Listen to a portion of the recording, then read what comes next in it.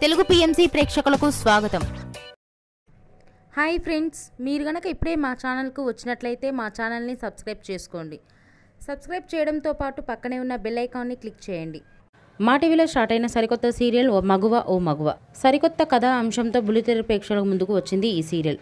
ఈ సీరియల్లో హీరోగా పల్లకిలో పెళ్లికూతురు సీరియల్లో హీరోగా నటించిన శ్రవణ్ కుమార్ నటిస్తుండగా హీరోయిన్గా కృతిక ఉమాశంకర్ నటిస్తుంది. తాజాగా కృతిక తన లేటెస్ట్ ఫొటోస్ని అభిమానులతో పంచుకుంది. ఆ ఫొటోస్ని మనం కూడా చూసేద్దాం.